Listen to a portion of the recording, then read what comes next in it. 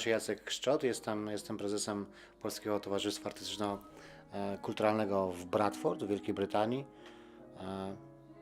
I od jakiegoś czasu pracujemy nad projektami muzycznymi, które mają przybliżyć Polakom historię, kulturę polską tutaj na tym terenie. Wszystko zaczęło się w 2009 roku.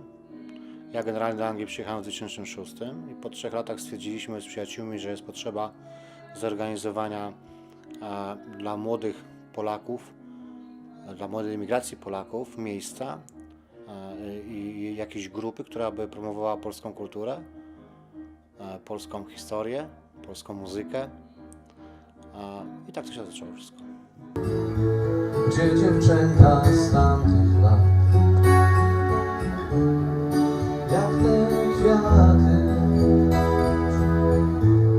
Od klubu historycznego, później tworzyliśmy klub sportowy dla dzieci, dla młodzieży, który istnieje do dzisiaj, prowadzi go ktoś inny w tym momencie, ale wtedy takie były początki, żeby to młodzież niejako tak zagarnąć troszeczkę, żeby nie zostali sami w obcym kraju, żeby mogli skorzystać z naszego doświadczenia, z doświadczenia tych poprzednich ludzi, którzy tu byli.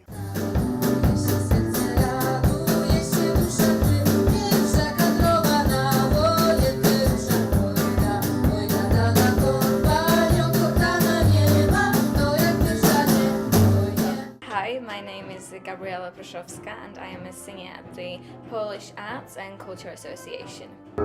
Ja to mam szczęście, że w tym momencie żyć mi przyszło w kraju nad Wisłą. Ja to mam szczęście. And we started singing very, not traditional, but Polish kind of classics.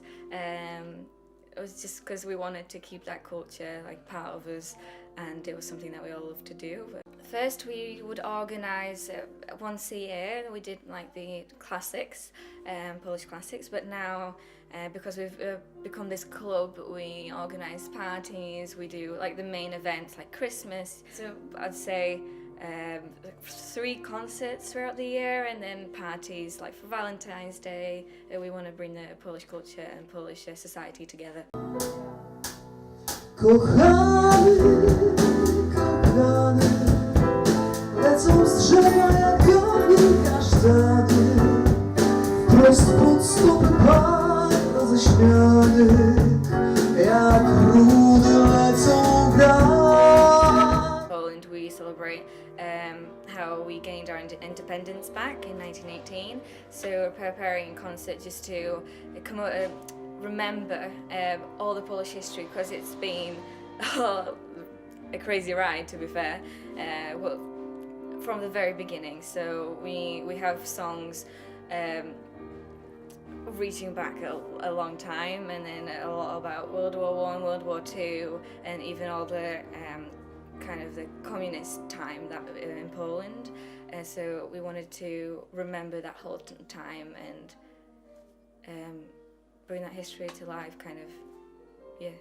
So that's what we're preparing for the 10th of November.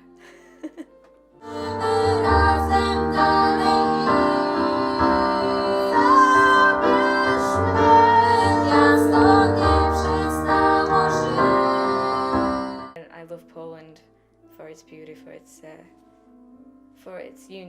unique. Every country's different, and that's where I'm from, so I'm gonna love it.